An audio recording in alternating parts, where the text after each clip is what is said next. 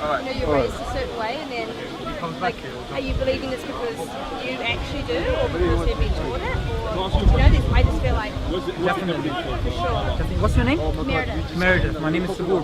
Meredith, the thing is... I don't know. I want to have go. Oh, no, that's fine. Please, she doesn't want to I just go. wanted to. No, that's fine. Yeah. So, the thing is, Meredith, Quran gives you a criteria. And that criteria, I think, is a criteria that human beings can agree with. They may not agree with the Quran, but they can agree with the criteria. And that criteria is, don't follow your forefathers. Don't follow your society. Don't follow your own desires. Because two human beings can be taught the same thing, and they will have opposite reactions. So for example, somebody may be a lung surgeon, and they still smoke cigars. They have the logical idea that cigars are bad, but do they act upon it? No. So your desires don't lead you to truth either. So the Quran says society doesn't lead you to truth. Your desires don't lead you to truth. The only thing that leads you to truth is your sound intellect and what's within you. The Quran speaks about human nature, that human beings want to connect to something greater. Some of the best experiences that we as human beings have is when we see a waterfall, when we see the night sky. You can play on your phone all day, you can be on WhatsApp, you can watch, Dunkirk, you can see films. There's nothing that's more hair-raising for the human being than seeing something that's greater than us, seeing something that's more sublime. That's part of human nature. And what the Quran says is, if you want to connect to God, then look into nature. Because nature is the book of God. When I look at the human body, I think to myself, how can someone study this and not be in awe? I just recently bought an iPhone 7, right? I was so happy. I got it 1 day, 2 days, 3 days later, I was like, just another phone? Just another phone?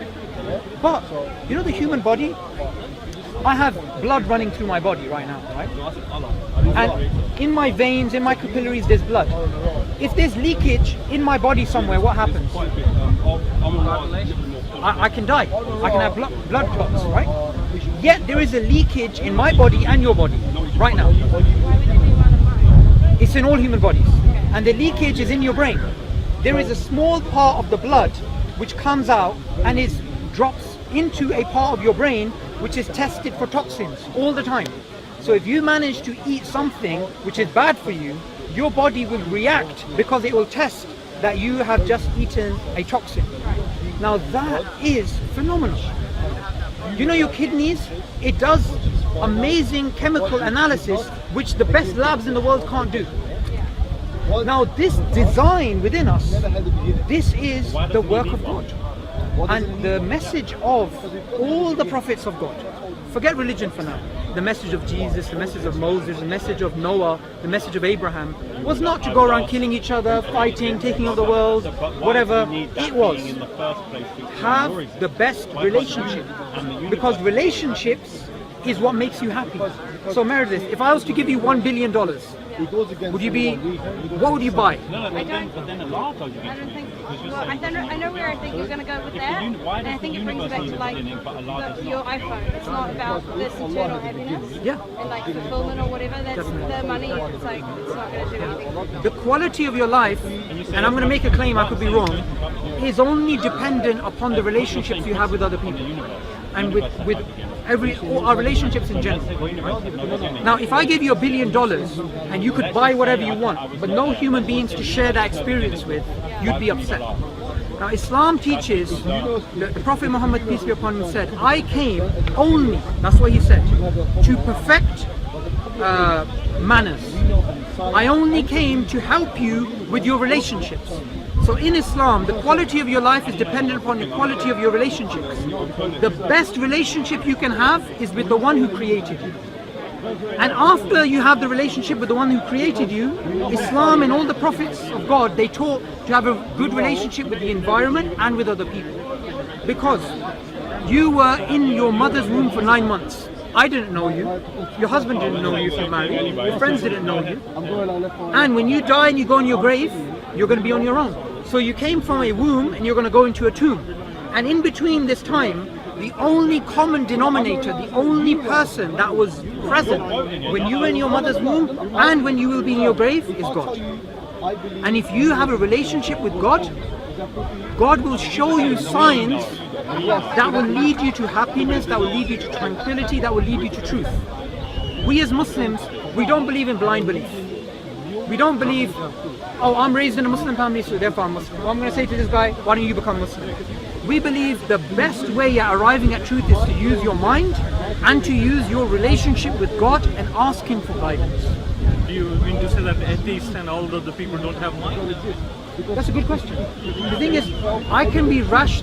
You know what, in this country, you sound like you're from Australia. Yeah, New Zealand. New Zealand, there you go, sorry about that. Now, you know, in this country, if you go buy a cigarette packet, it has a really horrific picture. I don't know if you've seen. Yeah. Right? Now, those people who are smoking cigarettes, do they not know it's bad for them? They do know it's bad for them. Living under a rock if they didn't. So, logic doesn't mean it's going to affect your behavior. It's about your heart. And the Quran says, on the day of judgment, the only person that will be saved is the one who has a sound heart. A sound heart will always lead you to God and will always lead you to truth. But the things which cloud the heart is society, is other people, is our own desires, is our own sins. But when we try to cleanse our heart, God will put happiness in our heart. In the Quran it says, the only thing that will give you happiness, only thing that will give you inner peace is remembering God. Remembering God is not, you could be walking around Meredith, just walking out of Speaker's Corner, and you could look at the trees and think to yourself, every single tree has a cell, and every single cell has more information than all the books in the world. You just worshipped God by thinking that way. So Islam teaches we should be continuously worshipping God, and that is the purpose of life. That's what every religion tells, I think. Don't you think so? Like, Not only Islam or I'm fascinated by interesting conversations about this kind of thing and learning out about other people's religions. I wouldn't say necessarily like that I have one, but I'd love to hear about other people's views. And what's your opinion on all the others? Like, where do you sort of stand in your beliefs? Now, I'm going to make a claim, but I can't justify the claim in this short time. No, that's fine. And I want you to investigate that in your own time. Yeah, that's all self-discovery. Yeah. Now, all human beings, the Prophet Muhammad said, are born upon a natural state. The natural state is a good state. It's not a bad state. So in Islam, we believe in presumption of innocence, and we always have. Even within here in Europe, about 500 years ago, if I accused you of being a witch, you would have to prove you're not a witch. But in Islam, every human being is innocent until they're proven guilty. Why? Because human beings are fundamentally good. So the Prophet Muhammad said, every human being is born upon a natural state, but it is their society which changes them, for good or worse. Now, all religions, fundamentally, I believe, not all religions, I would say most religions, originally came with the same message. I can't justify that in this short period of time, but I'll give you some evidence for it. For example, in ancient India, we had the Hindu religion. The Hindu religion fundamentally taught there's one God, and you should worship God alone, and you shouldn't make idols. This is what it says in the Vedas, the book of the Hindus. I don't think the Vedas is... I can't justify this right now, let me just complete this sentence, Because right? you're quoting something which is not true. Okay. Vedas says Maya, there's no God in Hinduism. Okay, in the Persian religion, we have the prophet Zoroaster, Zoroasterism. Ancient Zoroaster religion taught you should only worship God alone. And today, Hindus worship idols and Zoroasters worship fire. Jesus, likewise, he came with a message you should worship God. I can give you a free copy of... where's my bag? There you go. I can give you a free copy of the Quran. This is actually written by Marmaduke Pictou, who is an English aristocrat who was a Christian, but he traveled the Muslim world, became Muslim, and he wrote the first translation of the Quran. Even though the Quran is, even though it may seem like a big book, the Quran has no beginning and no end from like chapter point of view. It's not about, in the Bible we have Genesis to Revelation, beginning to end. The Quran, it's not about reading a particular beginning to end. You can open it up anywhere.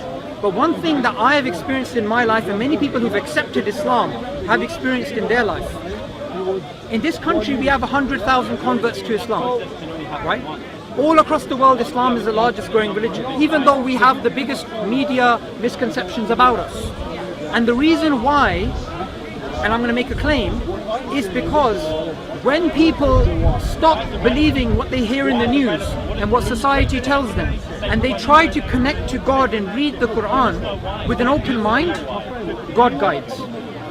And I believe if you try and do that, God will guide you too. Can I ask you just one last thing before I go? I'm real big on like females, I should say. What is your opinion on females? Because I know from a lot of societal, in the media and everything, and you say they can have kind of a bad view sometimes. They paint it in such a bad light. But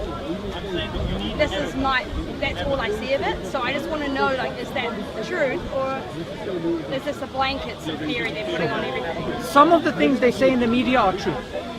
For example, Islam, women wear hijab. Some of the things are false. But I just want to give you one piece of data. All across the world today, and from the beginning of time, women have been oppressed by men. The fundamental oppression started of women before their birth. Even in my own country, Pakistan, and originally India, and even in most of the world today, except the Western world, most of the world today, if somebody finds out they have a female child when they're pregnant, they sometimes have abortions or they're very upset. Even in my own country of Pakistan, people are very ignorant. In India, every single year, there's 1 million abortions of females. Statistically, women have always been more than men, but in India, that statistic is more men than women because of abortions. The Quran, God makes a claim, and He makes a claim that there's only one childbirth story in the Quran, only one. There is a woman who's pregnant, and this woman who's pregnant, she's about to give birth. And when she's about to give birth, and she gives birth, a female baby comes out. And she cries out to God and says, why have you given me? Oh my God, this is a girl. I wanted a boy. And God says, the female is not like the male. And God is saying in that verse that the qualities of a female are qualities that a male doesn't have. And we believe in Islam there's qualities males have which females don't have. And in the Quran, 1400 years ago when the Prophet Muhammad came, and this is a historical fact you can check out, when the Arabs, because we didn't have, we couldn't know if the baby was male or female before he was born. When some females were born, and if there was too many females, they were buried alive. This is a historical fact. And God says in the Quran that the female which is buried alive on the Day of Judgment will say, what sin did I commit that I died? Now I myself, I'm a Muslim, and as Muslims, we cannot lie. I only have 2 daughters, and I will never give up my 2 daughters for 2 sons. I swear by God. Why? Because God has honored the females like He's not honored the males, and the Prophet Muhammad said, any person who has 3 daughters, and he takes care of them, and he raises them, educates them, gets them married off, he will be with me in paradise like this. And he said, somebody said, what about 2 daughters? He said 2 daughters as well. I have 2 daughters, and for me that's a gateway to paradise. The Prophet Muhammad never said that about men. Why? Because people generally, especially most of humanity, they prefer boys to women. So I just gave you one piece of data from Islam to show you that men and women in Islam are equal. The Prophet Muhammad said, females are the twin. Yes. What's the translation? Female. Say the Arabic again. Yeah. Females are the twin mates of males. The twin halves. They're the same. The only difference in Islam, and I'm going to be frank about it, we believe the women and men are equal, but they're not the same. So the rights of a woman are not the rights of a man. These rights are different. Now you may think to yourself, and there may be things in Islam which do not fit your paradigm. You may think, why does a woman have to wear a hijab but a man doesn't? I can't answer that question. I can only show you why I believe Islam to be true. But what I can say to you is that, okay, what I can say is this. Before you took over, one thing. God, all throughout humanity, people have different morals. I believe the best person who can tell you the right way to live and not live is God. So if God says something, I follow it. In Islam, a man is not allowed to wear gold. A woman is. A man is not allowed to wear silk. A woman is. I'm married and I've been married for 5 years. I just got paid 2 days ago. And when I got paid, 2/3 of my pay I gave to my wife. Because in Islam, a woman, if she earns, like my wife works as well sometimes and I work. When she earns money, she keeps her money, because in Islam a woman doesn't have to share her wealth. But in Islam, I have to provide for her. Now somebody can say, that's oppression on men, not women. I can't wear gold, I can't wear this. But I accept it because God said it. That's basically it.